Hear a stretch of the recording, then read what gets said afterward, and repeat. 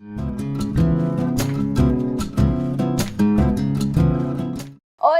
tudo bem com vocês? Então, para quem não me conhece, eu sou a professora Sandy Moreira, sou cirurgiã dentista. Estou ministrando aula para vocês da disciplina de promoção à biossegurança. Pessoal, a biossegurança é fundamental aí em todas as áreas de trabalho, mas quando se fala em área da saúde, ela é primordial. Tá? Então é muito importante que todos os profissionais da saúde tenham conhecimento amplo, vasto aí sobre a biossegurança. Por quê? Por que precisamos ter esse conhecimento sobre a biossegurança?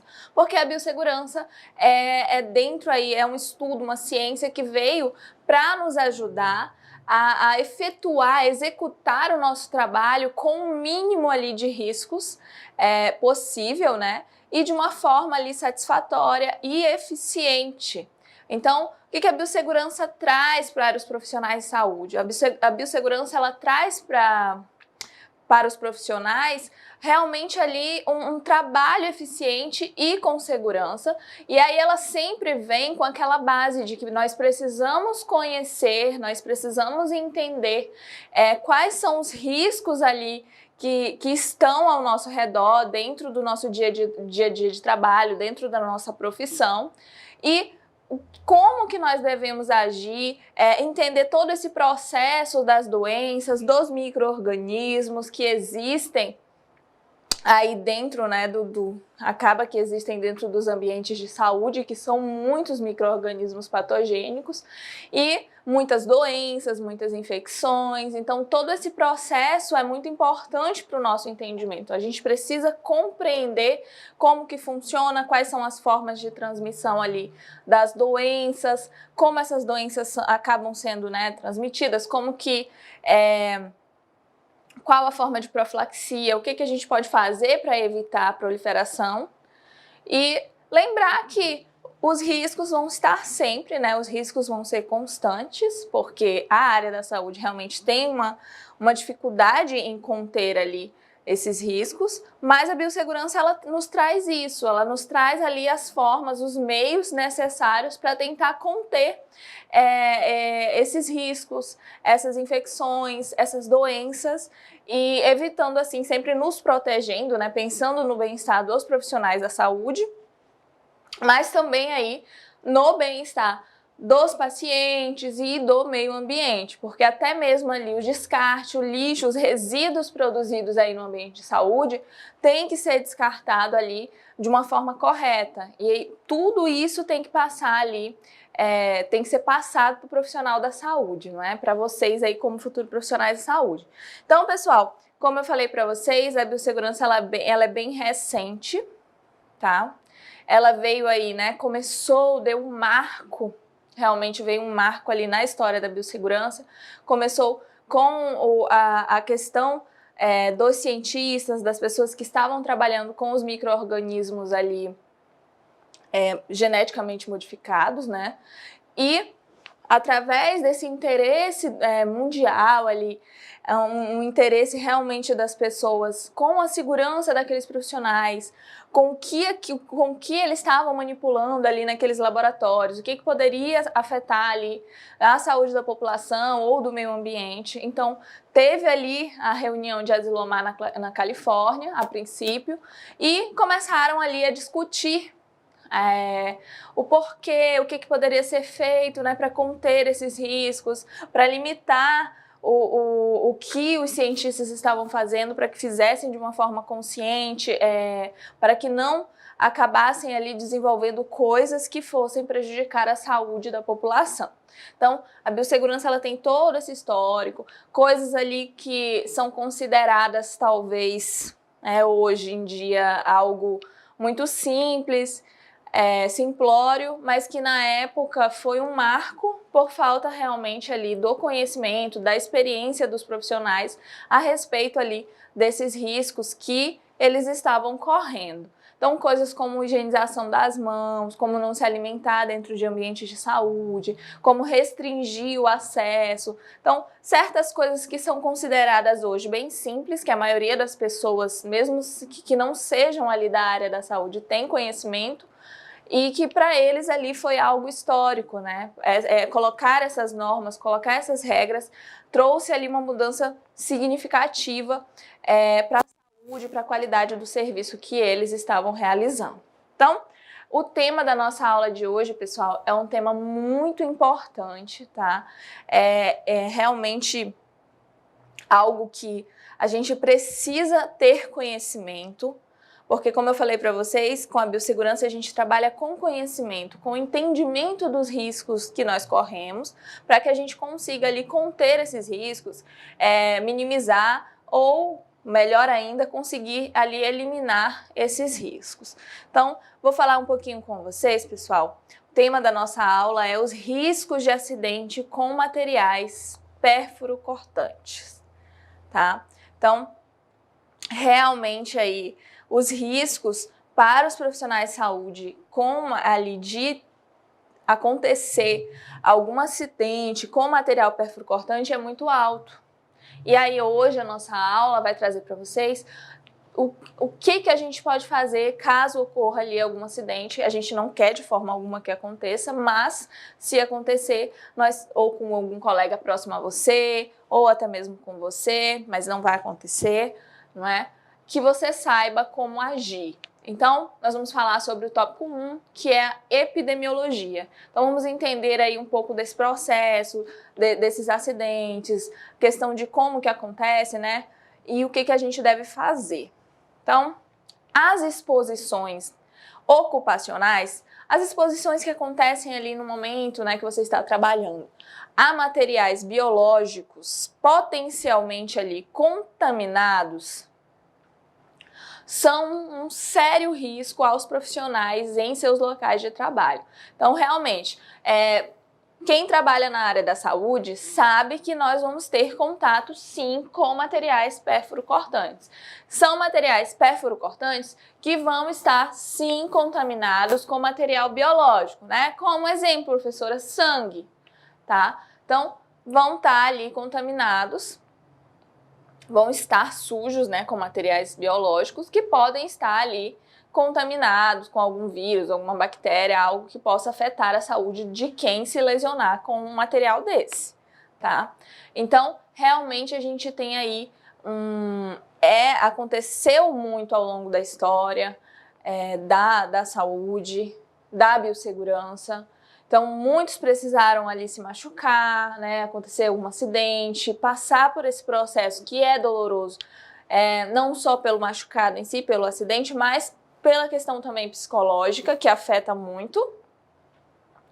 E aí, estudos, né, foram desenvolvidos, acabaram sendo desenvolvidos devido a esses acidentes que aconteciam, desenvolvidos ali nesta área, né?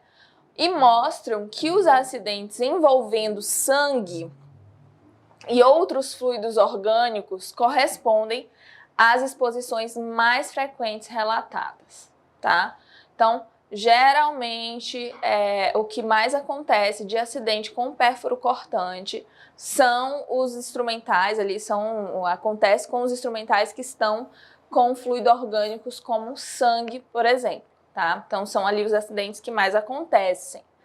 Os ferimentos com agulhas e material pérfuro-cortante, em geral, pessoal, eles são ali considerados extremamente perigosos, por serem potencialmente ali capazes de transmitir, olha que interessante, mais de 20 tipos ali de patógenos diferentes. Então, mais de 20 tipos de doença podem acabar ali se manifestando, dependendo se estiver contaminado, esse material estiver contaminado ou não com algum tipo desse.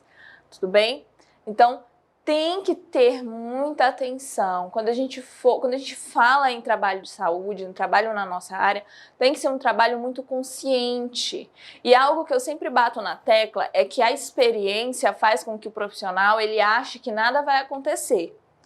Então, tenham essa consciência. Podem ter ali 10 anos de profissão, mas o cuidado tem que ser o mesmo.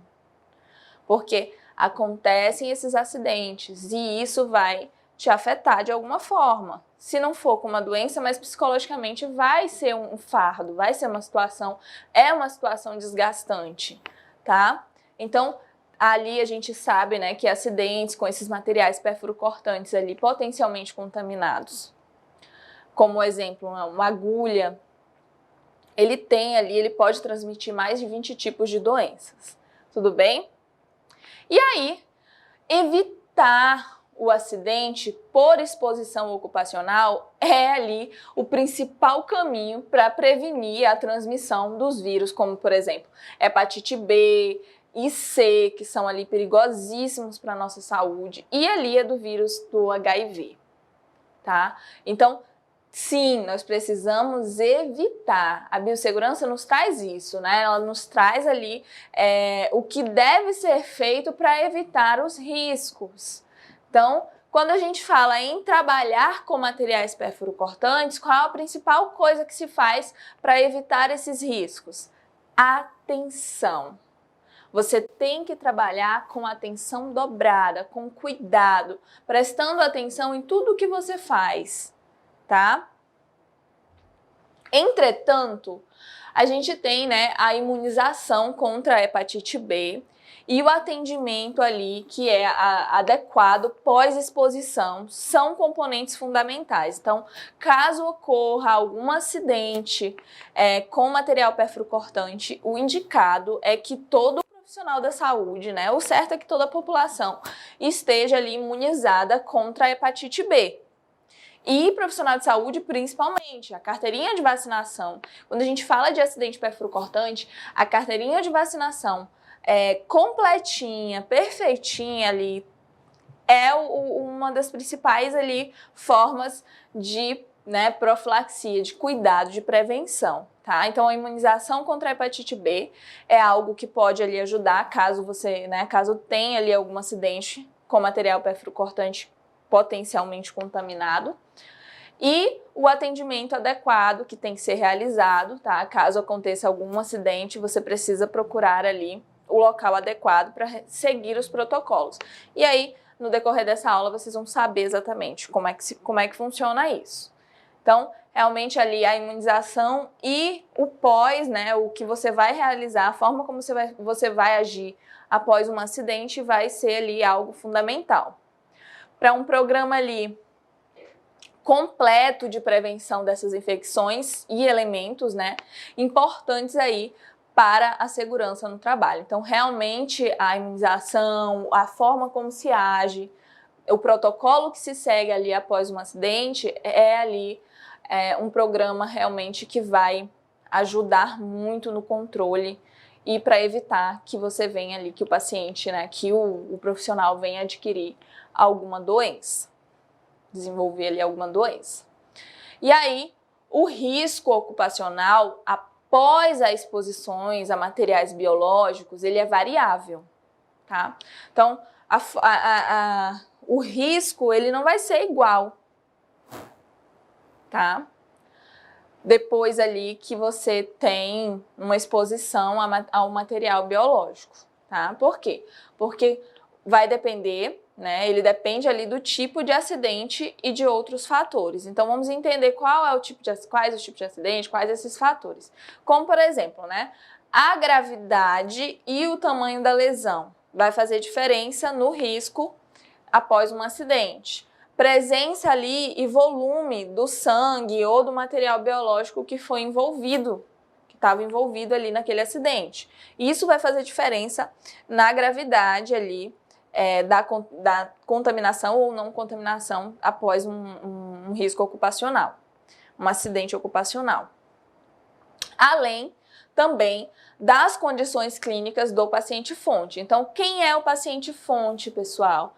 Paciente-fonte é o paciente que foi manipulado material perfurocortante e que está contendo ali os agentes biológicos dele, como, por exemplo, o sangue. Então, você está atendendo o paciente e aí você já atendeu esse paciente, né? Deu uma injeção ali, um exemplo, né? Aplicou uma injeção, tirou e se perfurou com a agulha. Quem é seu paciente-fonte? O paciente que você tinha feito ali, aplicado a injeção.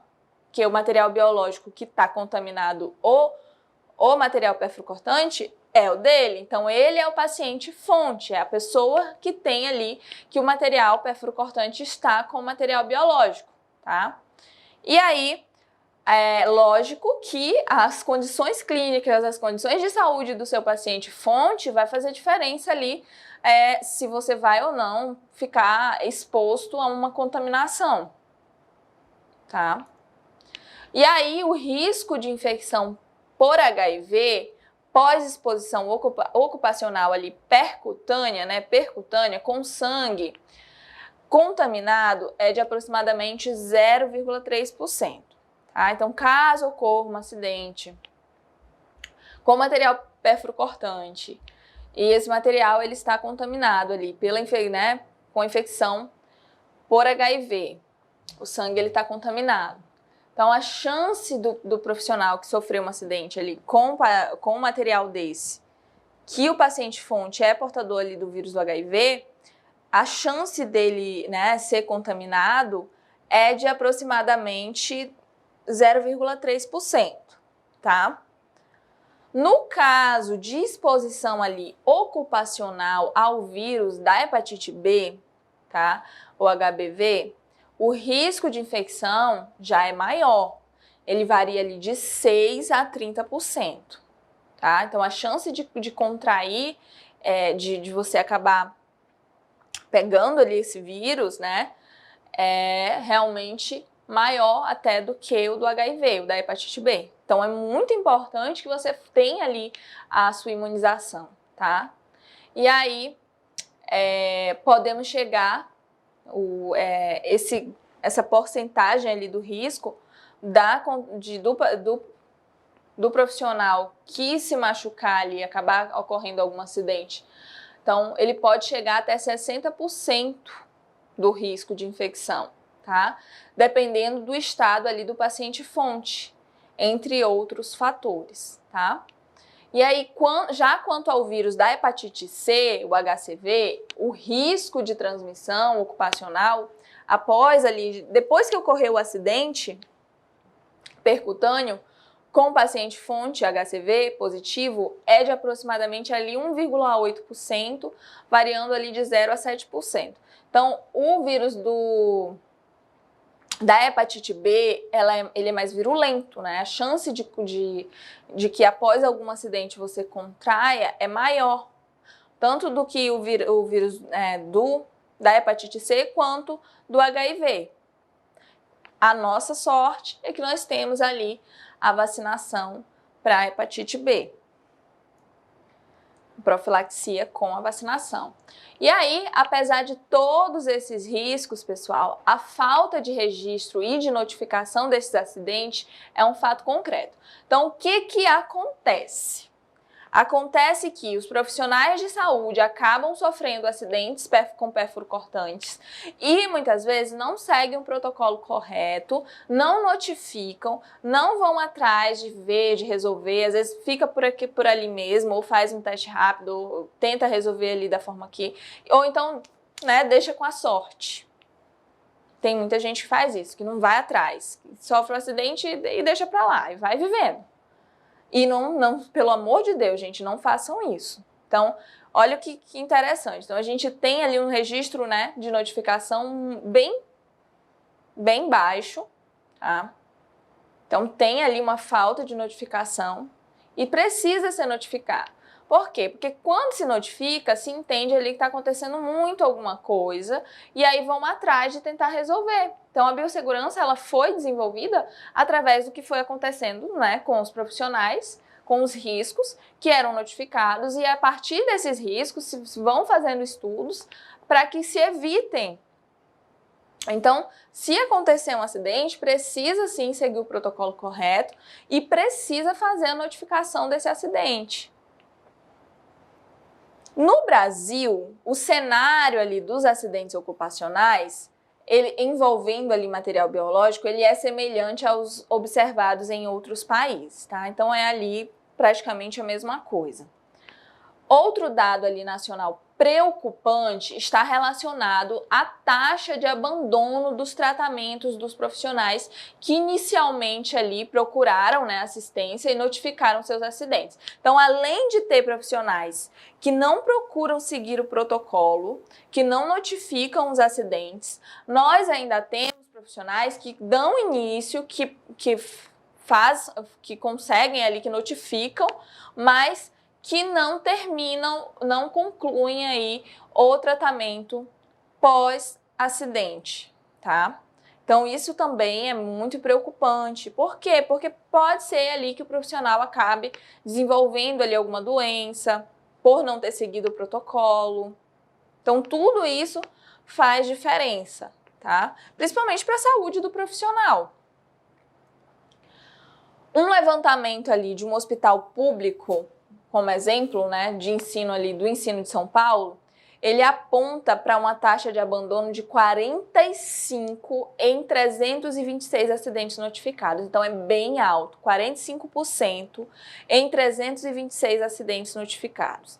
Então desses 326, 45% das pessoas abandonaram o tratamento, iniciaram, mas não concluíram. Então, olha que descuido. Então, gente, a própria saúde, se não estão tendo cuidado com a própria saúde, vão ter cuidado com a saúde de quem? Então, o profissional de saúde, ele precisa sim estar com a carteirinha ali de vacinação completa, precisa sim estar fazendo seu check-up de saúde. Por quê? Porque se você não cuida de você, como é que você vai cuidar dos outros? E aí, gente, realmente as coisas que acontecem. Professor, é algo comum ocorrer esses acidentes? Sim. É algo que pode acontecer muitas e muitas vezes, tá? Às vezes uma pessoa acaba sofrendo mais de um acidente com material perfurcortante contaminado. Então, como eu falei para vocês, os riscos são grandes, mas aí a forma como você vai agir, a forma como você trabalha é que vai fazer a diferença para que não aconteça, ou então, que se acontecer, infelizmente, mas que siga o protocolo correto, tá? Porque acontece. Tá, gente? Acontece, infelizmente, nós somos, né, seres humanos, não somos máquinas, então nós somos falhos. A intenção é que não ocorra nenhuma falha, mas infelizmente pode acontecer. E caso aconteça, vocês precisam saber que tem um protocolo que precisa ser seguido e precisa ser concluído.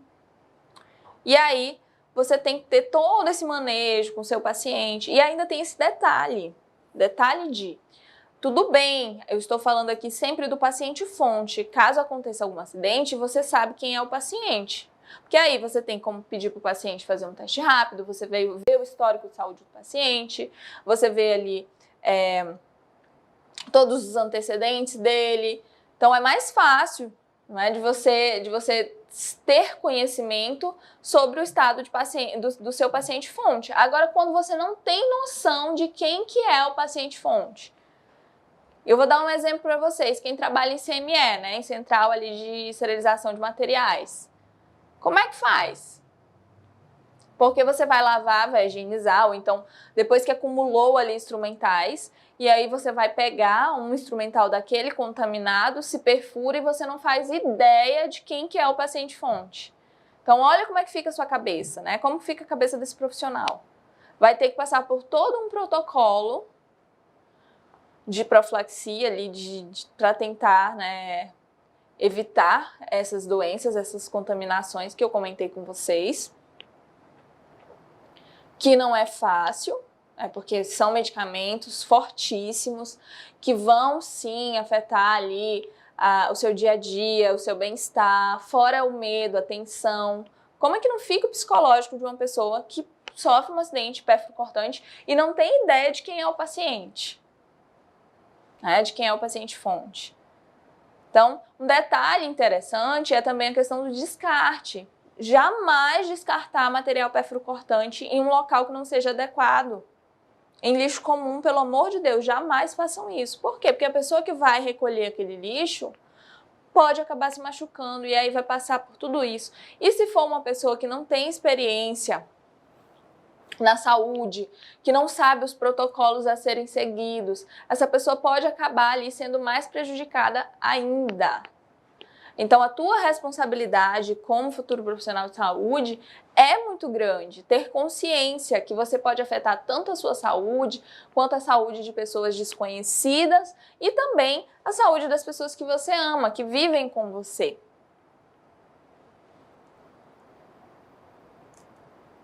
E aí, a profilaxia, né, pós-exposição, o PEP, de risco à infecção pelo HIV, hepatites virais ou outras IST, né, infecção sexualmente transmissível, consiste no uso ali de medicamentos para reduzir o risco de adquirir essas infecções. Então, caso ali venha a ocorrer algum acidente com algum risco ocupacional, o profissional ele vai passar por um protocolo e aí dentro desse protocolo pode ser identificado aí de acordo com as características do paciente-fonte, se você tem ou não paciente-fonte, e aí pode ser indicada essa profilaxia pós-exposição para que se evite aí a infecção pelo HIV, as hepatites e as infecções sexualmente transmissíveis. Tudo bem? Como eu falei para vocês, são medicações, tá? Medicamentos fortíssimos que têm, assim, bastante efeito colateral, que te deixam fraco, queda de cabelo, muita dor de cabeça. Lembrando que o tratamento ele é maior do que o tempo que, por direito, os profissionais de saúde vão ter ali para ficar em casa. E aí, realmente, as condições não são as melhores. Graças a Deus que nós temos esse protocolo de profilaxia, não é? Porque é uma chance ali a mais para a gente, para não contrairmos algum tipo de doença, né? Para os profissionais de saúde. Mas também não é fácil. Então, qual é o ideal? Qual é a realidade ali mais favorável? É que você não sofra nenhum acidente, que os profissionais de saúde tenham consciência, trabalhem com muita atenção, trabalhem de forma organizada, porque a organização é fundamental dentro de qualquer trabalho, mas principalmente na saúde, tá? E aí, tenho certeza que as chances vão ser mínimas, se não nulas, se você trabalhar aí com todo cuidado e atenção e organizado. O protocolo clínico e diretrizes terapêuticas para profilaxia, o PEP, né, de risco à infecção ali pelo HIV, IST e hepatites virais, o PCDT, PEP, ele tem ali como objetivo atualizar as recomendações ali para a profilaxia, né, para o PEP, que é a profilaxia pós-exposição, e incluindo também a abordagem em relação às infecções sexualmente transmissíveis e as hepatites virais. Então, a intenção da nossa aula, a intenção desses protocolos desenvolvidos é fazer com que o profissional ele tenha consciência de tudo, ele saiba como agir caso aconteça alguma coisa e que não passe de preferência. E aí o esquema, a gente tem, né, o esquema antirretroviral ARV da profilaxia pós-exposição para HIV. Ele foi simplificado na atualização do PCDT em 2015, tá? Desse protocolo aí. Então, o que acontece caso você sofra algum acidente ocupacional com material biológico contaminado pelo vírus do HIV? Você vai precisar passar ali pelo tratamento, pelo esquema antirretroviral. Professora, então quer dizer que se eu me acidentar, né, sofrer um acidente perfuro-cortante com material contaminado para HIV, eu vou fazer o esquema antirretroviral. É garantido 100% que eu não vou contrair, que eu vou sair bem? Não. Não é 100%. Mas as chances de você se recuperar, de não acontecer nada, são muito grandes. Porque, como eu falei, para HIV, a chance ali de uma contaminação é de 3%, 0,3%. Então, é menor. Só que a hepatite, as pessoas tendem a ter mais medo do vírus da HIV, tem esse peso, querendo ou não, em relação à hepatite. Então, muitas vezes as pessoas não têm esse medo todo da hepatite, mas tem que ter. Porque a chance de contaminação dela é bem maior e a questão de tratamento dela, né, não tem muito complicado.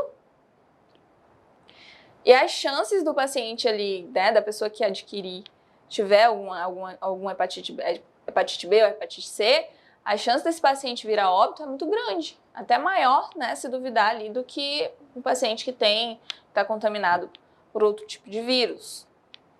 Então, realmente, a preocupação tem que ser grande, independente ali do tipo de ST, do tipo de vírus, tá? Então, o cuidado tem que ser muito grande. Por quê? Porque você não tem como saber. Eu falei muito também, pessoal, do paciente fonte em relação a quem não sabe, né? Quem é o paciente fonte.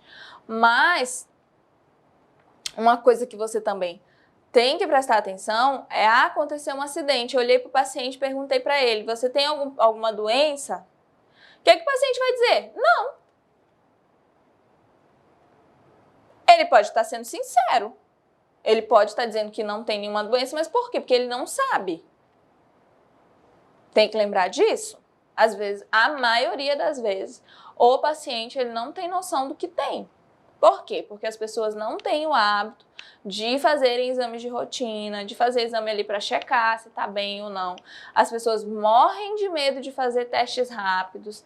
Muito difícil as pessoas irem por conta própria ali para fazer um exame de HIV, ou um exame de hepatite, ou de sífilis. Então é bem difícil você ver as pessoas indo, eu vou ali fazer um teste rápido. Geralmente faz quando passou por algum problema, algum medo, né, alguma coisa. Mas a maioria das pessoas não tem essa preocupação. Então, não tem como você confiar, porque o paciente diz que não tem nada, e aí você vai e não vai seguir o protocolo, não vai atrás de verificar se o paciente tem alguma coisa, porque pode, né, ser solicitado ali exames para o paciente fonte. Mas tem um detalhe que eu preciso compartilhar com vocês, que é o seguinte: o seu paciente fonte, ele pode sim se recusar a fazer os exames ou colaborar com você. Ele pode, ele tem esse direito de se recusar. Então tenha cuidado. E não vá achando que porque é uma criança ou porque é uma senhorinha, que não vai ter nada. Quem vê cara não vê coração, tá?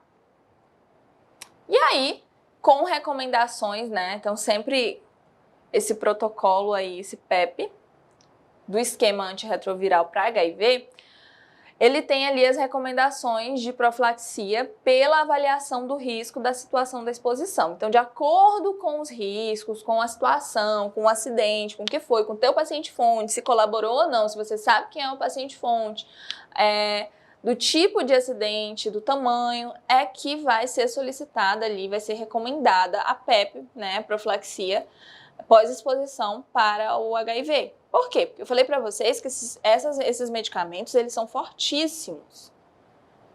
Então, ninguém vai sair fazendo um protocolo de profilaxia antirretroviral em qualquer um. Tá? Então, vai ser feito com consciência. E não mais ali, e ele não é mais feito, né, por categoria de exposição, que era ali o tipo de acidente com material biológico, violência sexual ou exposição sexual consentida. Então, o que acontece? Eles mudaram e aí a intenção era fazer esse protocolo, né, para quem passa por violência sexual, para quem tem algum acidente com material biológico ou para quem tem também uma exposição sexual consentida e que depois descobriu que tinha algum risco. A PEP para HIV, ela está disponível no SUS, pessoal, desde 1999. Então, desde 1999, a gente tem um protocolo de pós-exposição, tá, para o HIV, com a profilaxia aí, antirretroviral, para que o paciente, para que a pessoa ali não acabe desenvolvendo, tá? E isso por consequência, né? A pessoa pode passar por uma PEP por consequência de uma exposição ali, de um acidente com material perfurocortante contaminado ou, como eu falei para vocês, violência sexual e agora até por uma relação sexual consentida, mas que apresentou algum risco ali para a pessoa. E ela foi buscar fazer essa PEP. Atualmente, é uma tecnologia ali inserida no conjunto de estratégias de prevenção combinada. Então, a gente tem a PEP como inserida juntamente ali com essas estratégias de prevenção, cujo principal objetivo é ampliar as formas ali de intervenção para evitar novas infecções pelo HIV. Tá? Então, ela está junto com essas outras formas de intervenção para evitar essa infecção. Tá? Segundo ali os dados do relatório de monitoramento clínico de HIV, observa-se ali um aumento na oferta da PEP ao HIV, considerando ali o total de dispensações de profilaxia. Tá? No entanto, reforça-se a indicação para além daquelas situações em que a PEP é classificamente recomendada, como ali a violência sexual ou acidente ocupacional, visando ampliar ali o uso dessa intervenção também para exposições sexuais consentidas que representam ali algum risco de infecção. Então, eles querem ampliar a PEP não só para o que já é classificado ali como a violência sexual ou realmente o acidente ocupacional, que é o acidente do profissional, mas também para quem mantém algum tipo de relação sexual que tenha risco. Nesse contexto, considera-se ali fundamental a ampliação desse acesso à PEP, para que as pessoas tenham conhecimento. Vocês sabiam, assim, se perguntem, fica esse questionamento para vocês. Vocês têm consciência, tinham consciência que tinha esse protocolo pós-exposição para acidentes perfurocortantes ou para quem acaba sofrendo algum abuso sexual? Então, a maioria das pessoas não sabem, não tem esse conhecimento. Então, realmente precisa ser ampliado essa informação. E aí, com prescrição efetiva ali nos atendimentos em serviços de urgência, emergência, unidades básicas de saúde, clínicas e hospitais ali da rede pública e privada. Então, cada estado, cada município tem um hospital ou mais de um local, que pode fazer esse protocolo. Às vezes, quando o município é muito pequeno, não tem disponível, mas aí tem, geralmente na capital, tá? De cada ali estado, vai ter sim um hospital responsável ou uma unidade de saúde responsável para fazer esse protocolo. E aí vão ter profissionais já prontos para trabalhar com isso, para atender as pessoas que vão precisar ali passar por essa PEP. O acolhimento, tá? Ele é ali uma diretriz da Política Nacional de Humanização. Então, como eu falei para vocês, quando você passa por algum tipo de acidente com material perfurocortante, você está com a cabeça bem preocupado, você está ansioso, você está preocupado. Então, o seu acolhimento, a forma como você vai ser acolhido pelo profissional que vai te receber, ou até mesmo vocês podem chegar a trabalhar aí nessa área e vão precisar acolher, Então, o acolhimento ele é fundamental dentro da saúde. O teu olhar humanizado pelo paciente, pelo outro. Que objetiva ampliar ali o acesso, fornecer uma resposta resolutiva à demanda apresentada. Então, realmente, o profissional que vai estar trabalhando ali vai ter que ser resolutivo, vai ter que ajudar e ser um dispositivo ali organizador do processo de trabalho em função ali da necessidade de saúde do usuário. O acolhimento à pessoa exposta, pessoal, deve ocorrer ali em local adequado, em que seja garantido ali o direito à privacidade, sem julgamentos morais, quanto ali aos acidentes com material biológico, caso estes sejam ocupacionais, que é geralmente ali o caso que eu estou referindo com vocês, que é caso de acidente perfurocortante. Então, o que acontece? O que os profissionais que vão trabalhar, que vão estar recebendo as pessoas, os outros profissionais que se perfuraram, se machucaram, devem fazer. Então, eles devem lá identificar as atitudes de risco para desenvolver ali planos e assim também aumentar a proteção de quem se acidentou. indagando sobre o excesso da carga de trabalho, a disponibilidade e o uso ali, se estava usando ou não o equipamento de proteção individual, que é fundamental, os EPIs, tá?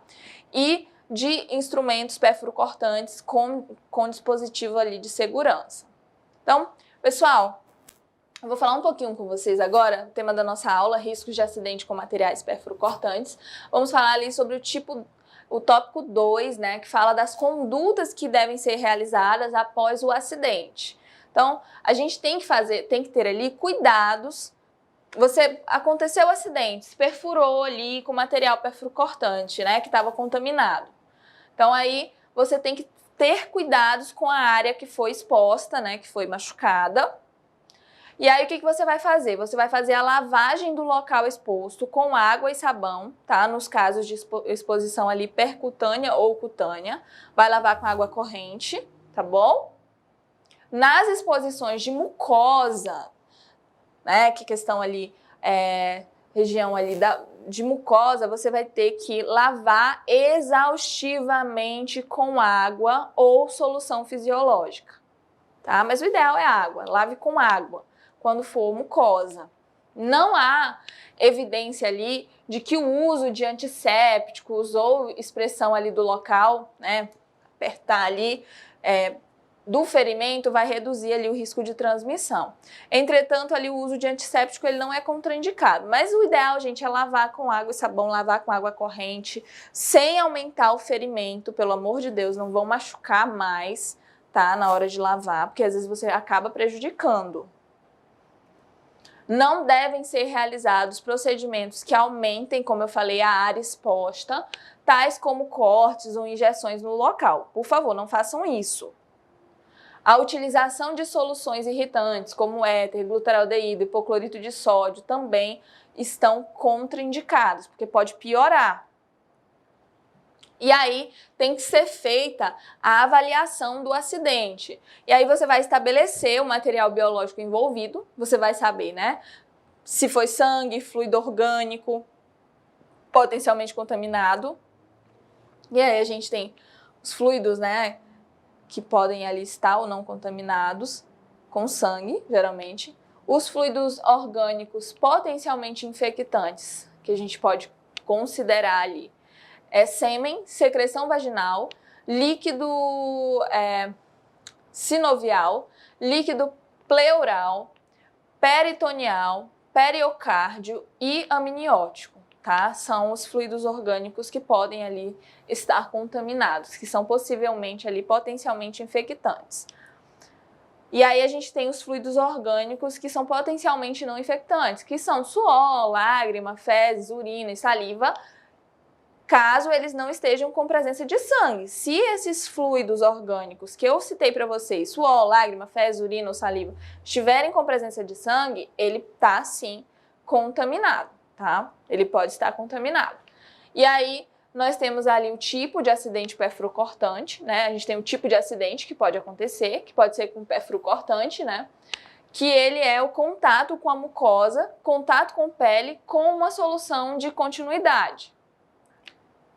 E aí a gente tem que ter o conhecimento da fonte, se tiver o paciente, né, se você conhecer, fonte comprovadamente ali infectada ou exposta à situação de risco ou fonte com origem fora do ambiente de trabalho. A gente precisa classificar.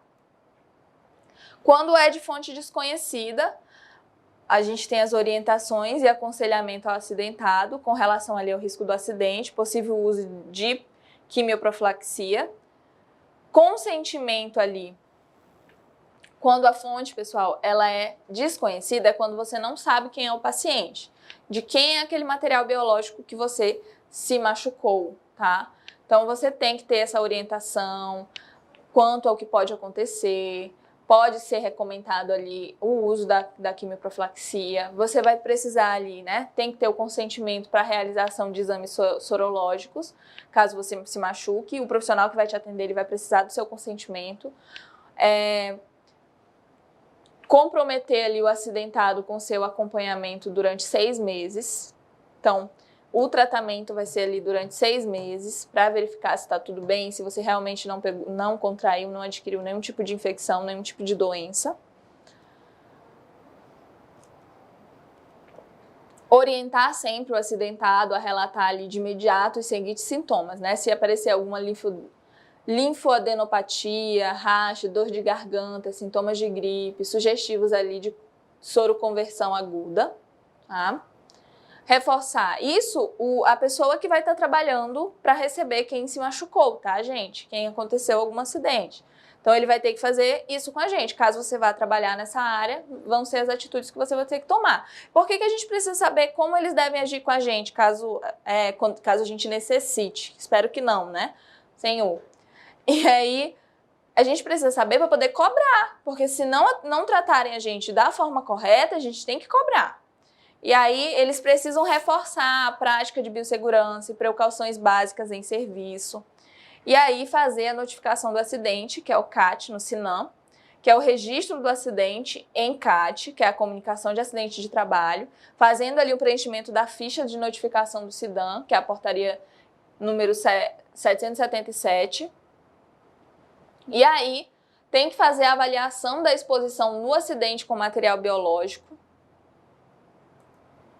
que deve ocorrer ali imediatamente após o acidente e inicialmente basear-se ali em uma adequada anamnese do acidente.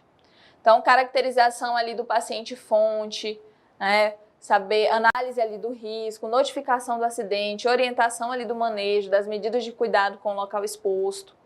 A exposição ocupacional a material biológico, ela deve ser avaliada quanto ali ao potencial da transmissão, né, de HIV, HBV e HCV, com base ali nos seguintes critérios. Então, a gente tem ali o tipo de exposição, o tipo e quantidade de fluido e tecido que foi atingido ali e status sorológico da fonte. Então, você vai saber, pode pedir, né, verificar ou se o paciente já tem, ou pedir para o paciente se ele pode fazer ou não. Status sorológico do acidentado, susceptibilidade ali do profissional, né, exposto. E aí, quanto ao tipo de exposição, as exposições ocupacionais, elas podem ser exposições percutâneas, que são as lesões provocadas por instrumentos perfurantes, né, ou cortantes, por exemplo, agulhas, bisturis, vidrarias, e exposições em mucosas, que é com respingo ali em olho, nariz, boca ou genitália, tá? E pode acontecer muito, principalmente nessa região ali de olhos, tá, dos profissionais, então tem que ter cuidado. Exposições ali em pele não íntegra também, por exemplo, né, contato com pele com dermatite, feridas abertas, mordeduras humanas ali consideradas como exposição de risco, quando envolvem ali presença de sangue, tá? Exposição em pele não íntegra, nesses casos, tanto o indivíduo ali que provoca a lesão, quanto aquele que foi lesado, devem ser avaliados para ver se vai ter necessidade de passar pela PEP. O status sorológico da fonte, né, que foi a origem ali do acidente. O paciente fonte, ele deve ser avaliado, como eu falei para vocês, quanto à infecção pelo HIV, hepatite B, hepatite C, no momento ali da ocorrência do acidente. Então, você já vai avaliar, vai verificar. Se tiver condições ali logo de fazer um teste rápido, é o ideal. Somente serão consideradas ali as informações disponíveis no prontuário, né, sobre ali resultados de exames laboratoriais, história clínica prévia e diagnóstico ali de admissão, se positivos, para determinada infecção de HIV, HBV ou HCV, tá? Ali, quando a fonte é conhecida, caso a fonte seja conhecida, mas sem ali informação do seu status sorológico, é necessário orientar o profissional acidentado, né, no caso o profissional que se machucou, sobre a importância da realização ali dos exames para verificar realmente se tem ali HIV, a hepatite C ou hepatite V, tá? Devem ser utilizados testes rápidos para HIV sempre que disponível, junto com os exames acima especificados.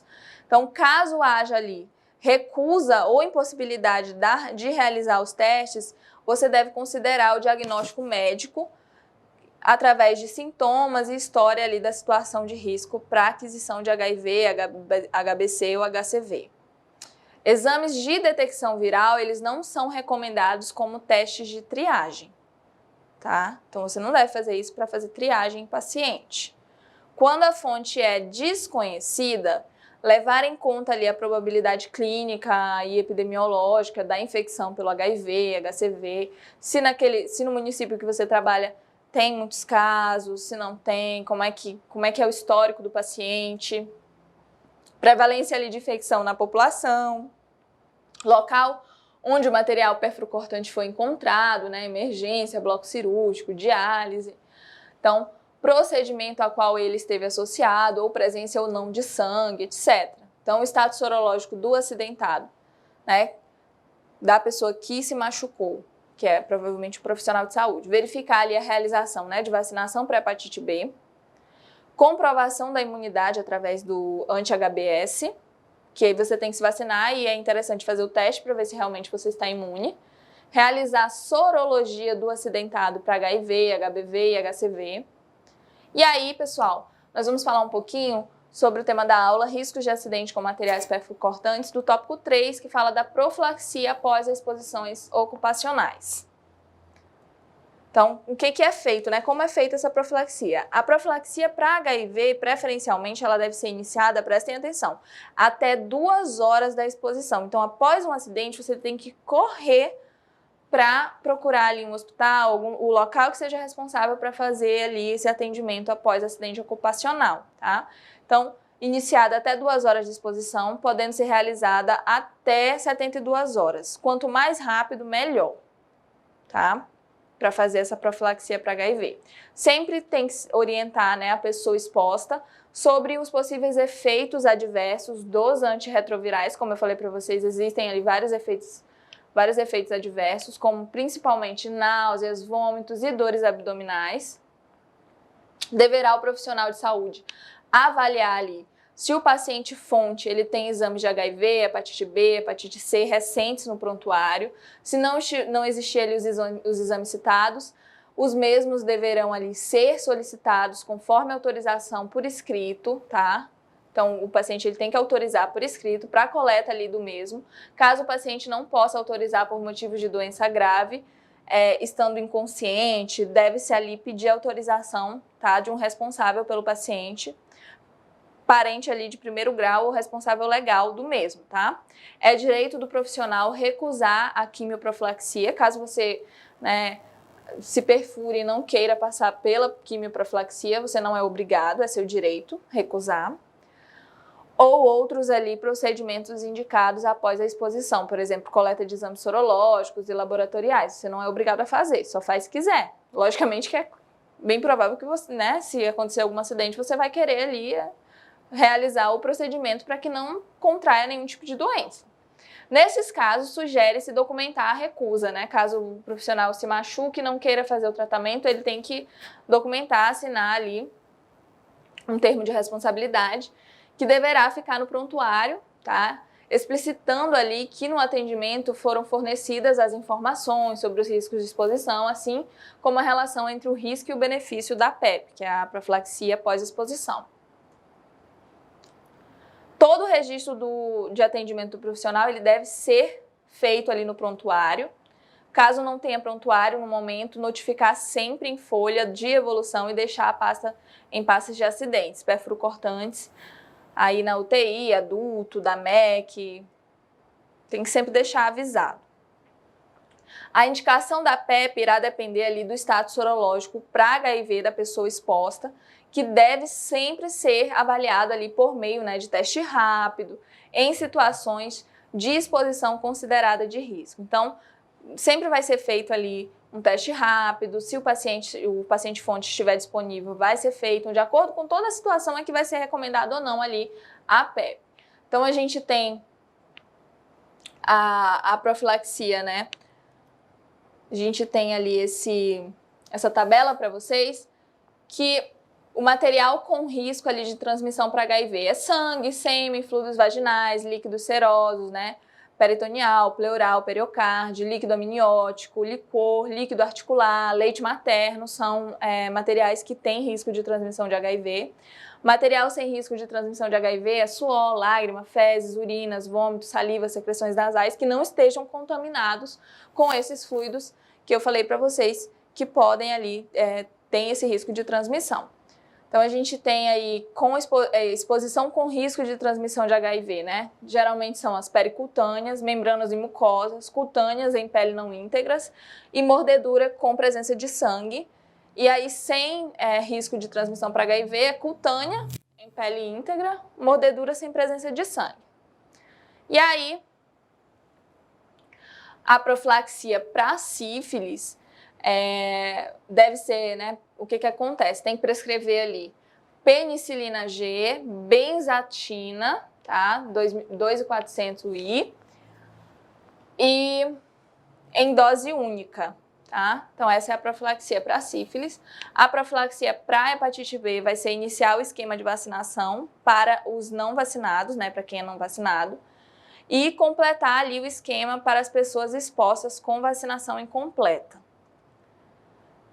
E aí vai iniciar, né, a imunoglobulina humana contra a hepatite B em exposição a pacientes com hepatite B ou risco alto de contaminação pelo vírus B. E aí podendo sempre ser administrada, né, no máximo até 14 dias ali após a exposição do risco. Então, após 14 dias é que pode ser feita essa profilaxia para hepatite B, tá? No máximo até 14 dias. A profilaxia para sífilis, se o paciente fonte ele tiver teste rápido ali, reagente, tá? Sem histórico de tratamento prévio ou risco de contaminação recente. A profilaxia para hepatite Z, sem medida ali específica, não tem uma medida específica eficaz, né, para redução ali do risco da infecção pelo vírus HCV, tá? O vírus da hepatite C. Então, devendo ali apenas realizar a testagem da pessoa fonte, né, e da pessoa exposta para permitir ali o diagnóstico precoce de uma possível infecção para poder ali começar um tratamento. Então, pessoal, a nossa aula de hoje ela é muito importante, é muito importante que você tenha consciência que você vai lidar com materiais perfurocortantes, que você vai lidar com pessoas de todos os tipos, que podem estar contaminadas ou não, mas que você não tem como saber e que você tem que tratar todos ali de uma forma, né, da melhor forma possível, sempre de acordo com a necessidade deles, de uma forma humanizada, com equidade, seguindo ali todas as diretrizes do Ministério da Saúde, né, do Sistema Único de Saúde. Então, ter todos os cuidados, ter consciência, trabalhar com vontade, com cuidado, de forma organizada e saber agir caso aconteça algum problema. Não se desespere. Se ocorrer algo do tipo, tente ali agir de uma forma calma, respeitosa com o seu paciente fonte, caso ele esteja presente, e haja da melhor forma, tudo bem? Então, hoje eu vou ficando por aqui, um beijão para vocês e tchau, tchau!